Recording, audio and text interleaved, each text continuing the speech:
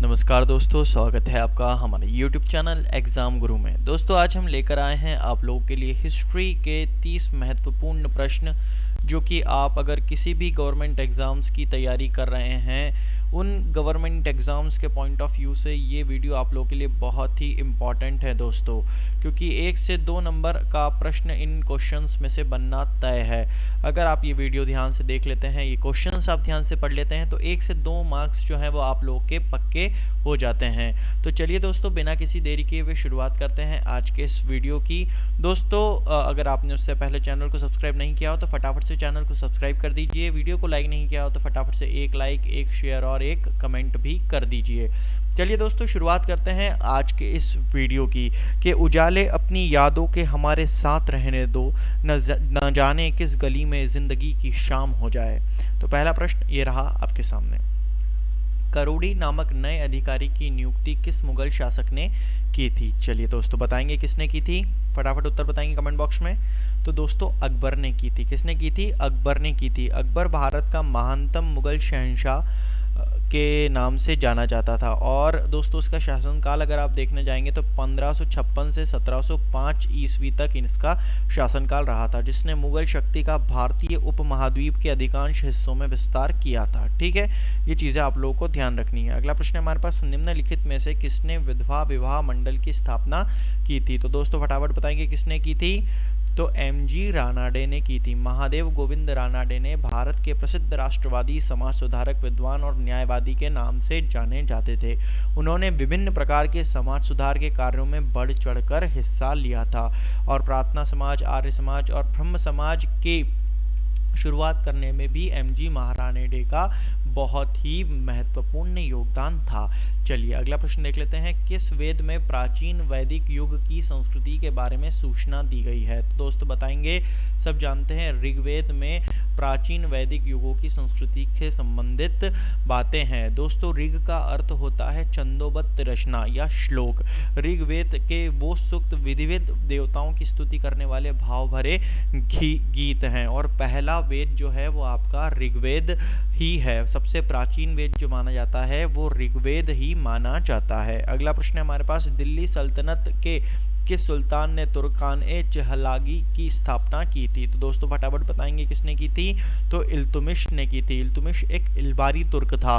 खोखरा के विरुद्ध उसकी कार्य कुशलता से प्रभावित होकर मोहम्मद गोरी ने उसे अमीरुल उमरा नामक महत्वपूर्ण पद दिया था। ठीक है दोस्तों, अगला प्रश्न देख लेते हैं। अगला प्रश्न हमारे पास, हिंदुस्तान तलवार के जोर पर जीता गया था, यह कथन किसका है? तो बताएंगे दोस्तों किसका है फटाफट।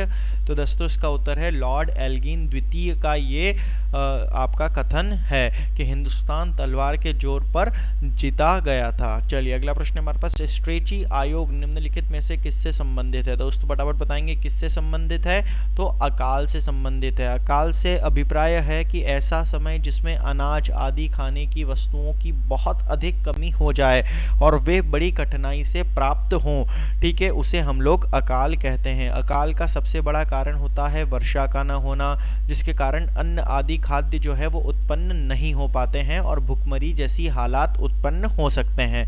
अगला प्रश्न है हमारे पास, किस स्थान पर वर्नाक्यूलर प्रेस एक्ट लागू नहीं हुआ था? तो कहाँ पर नहीं हुआ था दोस्तों? चेन्नई में नहीं हुआ था। चेन्नई जो है भूतपूर्व जिसे मद्रास के नाम से जाना जाता था, तमिलनाडु राज्य की राजधानी था। दक्षिण भारत बंगाल की खाड़ी के कोरोमंडल तट पर स्थित था। तमिलनाडु की राजधानी दोस्तों चेन्नई है। भारत के 4 महानगरों में से ये एक है। ठीक है दोस्तों, ये बातें आपको चेन्नई के बारे में याद रखनी है। अगला प्रश्न है हमारे पास, महाराणा सांगा और इब्राहिम लोदी के बीच खातौली का युद्ध कब हुआ था? तो बताएंगे दोस्तों कब हुआ था। 1518 ईस्वी में हुआ था। इस युद्ध में इब्राहिम लोदी की पराजय हो गई थी, ये आप लोगों को याद रखना है। अगला प्रश्न हमारे पास, अंग्रेजों का सर्वाधिक विरोध किसने किया था? तो अंग्रेजियों का सर्वाधिक विरोध जो है वो मराठाओं ने किया था। किसने किया था? मराठाओं ने किया था। अगला प्रश्न हमारे पास, ऋग वैदिक आर्यों का मुख्य व्यवसाय क्या था? तो दोस्तों क्या था? पशुपालन था। क्या था? पशुपालन। ऋग्वैदिक जो आर्य थे उनका जो मुख्य व्यवसाय था वो पशुपालन था। ठीक है, अगला प्रश्न हमारे पास 1 अगस्त 1920 को कौन सा आंदोलन महात्मा गांधी द्वारा प्रारंभ किया गया? तो किनके द्वारा प्रारंभ किया गया था? वो असहयोग आंदोलन प्रारंभ किया गया था 1 अगस्त 1920 को महात्मा गांधी जी द्वारा। ठीक है दोस्तों, अगला प्रश्न है हमारे पास, सोने के सर्वाधिक सिक्के किस काल में जारी किए गए थे? तो दोस्तों सब जानते हैं किस काल में जारी गए थे, गुप्त काल में जारी किए गए थे। ठीक है, अगला प्रश्न हमारे पास, महाराणा प्रताप का राज्याभिषेक या राज्यारोहण कहाँ हुआ था? तो महाराणा प्रताप का राज्यारोहण जो है वो आपका कहाँ हुआ था? गोगुंदा में हुआ था। क्या कहाँ हुआ था? गोगुंदा में। दोस्तों जगमाल को राजगद्दी से हटाकर महाराणा प्रताप को सिंहासन पर बैठाना एक राजमहलों की ही क्रांति थी। इससे नाराज होकर जो जगमाल बादशाह था अकबर के पास चला गया था और इसी कारण महाराणा प्रताप और अकबर में विवाद की स्थिति उत्पन्न हो गई थी। अगला प्रश्न है हमारे पास, अभिनव भारत नामक संस्था किसके द्वारा संगठित की गई है? तो किसके द्वारा संगठित की गई है? विनायक दामोदर सावरकर द्वारा।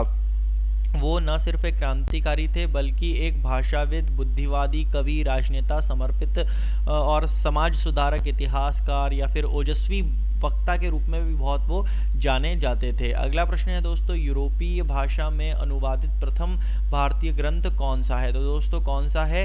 तो ध्यान रखिएगा, अभिज्ञान शाकुंतलम, जिसकी रचना महाकवि कालिदास ने की है। दोस्तों कुमार संभवम जो नाटक है वो भी आपका ये महाकाव्य है। दोस्तों हम लोग कुमार संभवम जो है वो आपको महाकाव्य है आपका कालिदास द्वारा रचित है और इसमें शंकर जी और पार्वती जी की पूरी कहानी है और बहुत ही सुंदर महाकाव्य है। अगर आप चाहें तो समय मिले तो आप इस कुमार संभवम को भी पढ़ें। और अभिज्ञान शाकुंतलम को तो मैं आपको कहूँगा कि अगर आप नाटक मतलब नाटक आपको पसंद है, साहित्य में रुचि है, तो अभिज्ञान शाकुंतलम ज़रूर ज़रूर ज़रूर पढ़िए। अगर आप प्रेम में पढ़े हुए हैं किसी के तो भी आप ये अभिज्ञान शाकुंतलम नाटक को ज़रूर पढ़िए, आपको बहुत मज़ा आएगा, बहुत ही आनंद मिलेगा। बहुत ही सुंदर चित्रण किया है यहाँ पर शकुंतला और दुष्यंत के प्रेम विवाह का। चलिए दोस्तों अगला प्रश्न देख लेते हैं, निम्न इतिहासकारों में से किसने अकबर को इस्लाम धर्म का शत्रु कहा है? तो दोस्तों किसने कहा है? बदायूनी ने कहा है। किसने कहा है? ये बदायूनी ने कहा है। अगला प्रश्न है, किस शासक के काल में चतुर्थ बौद्ध संगीति का आयोजन कश्मीर में हुआ था? तो किसके उसमें हुआ था? तो ध्यान रखिएगा, कनिष्क के उसमें हुआ था। कनिष्क शासक के काल में चतुर्थ बौद्ध संगीति का आयोजन कश्मीर में किया गया था। चलिए अगला प्रश्न देख लेते हैं, अकबर ने किससे कविराय या कविराज की उपाधि प्रदान की थी? तो दोस्तों किसे की थी? तो ध्यान रखिएगा, बिरबल को की थी। किसको की थी? बिरबल को की थी। अकबर के जो नवरत्न थे उनमें से सबसे अधिक लोकप्रिय जो थे वो बिरबल थे। कानपुर के कान्यकुब्ज ब्राह्मण गंगादास के पुत्र थे दोस्तों बिरबल। बिरबल का असली नाम महेश दास था। कुछ इतिहासकारों ने बिरबल को राजपूत सरदार भी बताया है। ठीक है, अगला प्रश्न हमारे पास, भूदान आंदोलन किसने प्रारंभ किया था?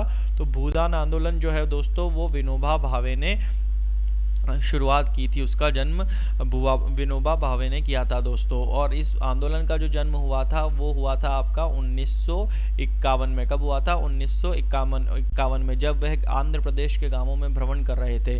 ठीक है, भूमिहीन अस्पृश्य लोगों या हरिजनों के एक समूह के लिए जमीन मुहैया कराने की अपील के जवाब में उन्होंने एक जमींदार से भी भिड़ंत कर ली थी। चलिए अगला प्रश्न देख लेते हैं। अगला प्रश्न हमारे पास, हर्षवर्धन के राज्य का समयकाल क्या था? तो दोस्तों हर्षवर्धन जो राजा हुए थे वो हुए थे 606 ईस्वी से लेके 647 ईस्वी में। हर्ष के बारे में जानकारी आपको हर्षचरित नाटक से मिलती है दोस्तों, जिनकी रचना उनके दरबारी कवि हर्षवर्धन ने की थी दोस्तों। चलिए दोस्तों अगला प्रश्न देख लेते हैं, मगध साम्राज्य की प्रथम राजधानी कौन सी थी? तो फटाफट बताएंगे दोस्तों, कौन सी थी?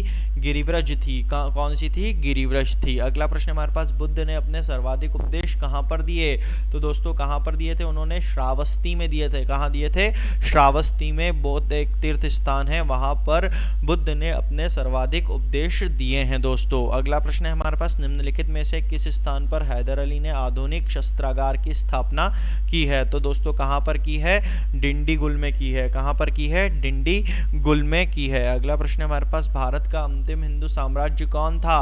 तो भारत का जो अंतिम हिंदू साम्राज्य था वो था आपका मराठा साम्राज्य। कौन था? मराठा साम्राज्य, जो कि 674 से लेकर 1818 1818 तक अस्तित्व में रहा है। दोस्तों 1674 में शिवाजी महाराज के राज्याभिषेक के साथ मराठा साम्राज्य की स्थापना हुई थी और 1818 ईस्वी में तीसरे आंग्ल मराठा में पेशवा जो बाजीराव द्वितीय थे, उनकी हार के बाद जो हिंदू साम्राज्य का ये जो शासनकाल था उसका समापन हो गया था। चलिए दोस्तों अगला प्रश्न देख लेते हैं। एलोरा का कैलाशनाथ मंदिर किसने बनवाया था? तो किसने बनवाया था, ध्यान रखिएगा, राष्ट्रकूट राजा कृष्ण प्रथम ने इसे बनाया था, जिनका शासनकाल 757 से लेके 783 ईस्वी तक रहा है दोस्तों। चलिए दोस्तों अगला प्रश्न हमारे पास, निम्नलिखित में संगठनों में से किसने शुद्धि आंदोलन का समर्थन किया था? तो ध्यान रखिएगा, आर्य समाज ने इस शुद्धि आंदोलन का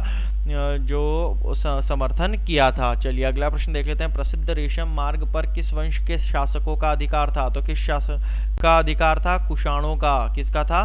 कुषाणों का। अगला प्रश्न देख लेते हैं। किसके समय में कलकत्ता में प्रथम न्यायालय की स्थापना की गई है? चलिए बताएंगे दोस्तों, वारेन हास्टिंग के समय में कलकत्ता में प्रथम न्यायालय की स्थापना की गई थी, जो कि 1774 ईस्वी में खुला था दोस्तों। एक सर्वोच्च न्यायालय की स्थापना की गई थी जिसका अधिकार क्षेत्र कलकत्ता तक ही था और वारेन हेस्टिंग ने इसकी स्थापना की थी, ये आपको याद रखना है। अगला प्रश्न हमारे पास, मुजरीस किस वंश के राज्य का प्रमुख बंदरगाह था? तो किसका था दोस्तों? चेर का था। कहाँ का था? चेर का था। दोस्तों महाभारत हुई, रामायण हुई, अशोक के शिलालेख हुए, कालिदास के रघुवंश जो महाकाव्य है लिखा है उन्होंने वो हुआ, या आपका संगम साहित्य हुआ, उससे चेहरे के बारे में काफ़ी महत्वपूर्ण जानकारी मिलती है दोस्तों।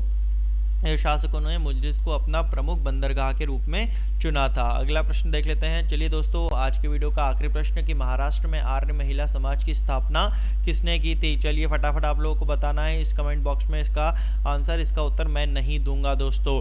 मैं फिर रिपीट कर रहा हूँ कि कुछ भी समस्या, कुछ भी दिक्कत आपको प्रश्न से लेकर हुई हो, या आप किसी भी एग्जाम्स को लेकर आपके मन में विचार चल रहा हो कि इसकी तैयारी कैसे की जाए सर, तो आप बिल्कुल बेहिचक और बिना किसी शर्म के कमेंट बॉक्स में कमेंट करके हम लोगों से पूछ सकते हैं दोस्तों। आपकी किसी भी समस्या का निवारण तुरंत किया जाएगा। चलिए दोस्तों हम लोग मुलाकात करेंगे अगले वीडियो में, लेकिन उससे पहले चैनल को आप अगर सब्सक्राइब कर देंगे तो अच्छा होगा, फटाफट से बेल आइकन को दबा देंगे तो अच्छा होगा, और वीडियो को लाइक नहीं किया हो तो फटाफट से एक लाइक, एक शेयर और एक कमेंट भी कर दीजिए दोस्तों। चलिए मुलाकात करेंगे अगले वीडियो में कुछ नए सब्जेक्ट्स, कुछ नए विषय, कुछ नए प्रश्नों के साथ। तब तक के लिए मैं विदा लेता हूँ कि सितारों को आंखों पर महफूज रख लो, बहुत दूर तक रात ही रात होगी, मुसाफिर हूँ मैं भी, मुसाफिर हो तुम भी। अगले वीडियो में फिर मुलाकात होगी, तब तक के लिए जय हिंद, जय भारत।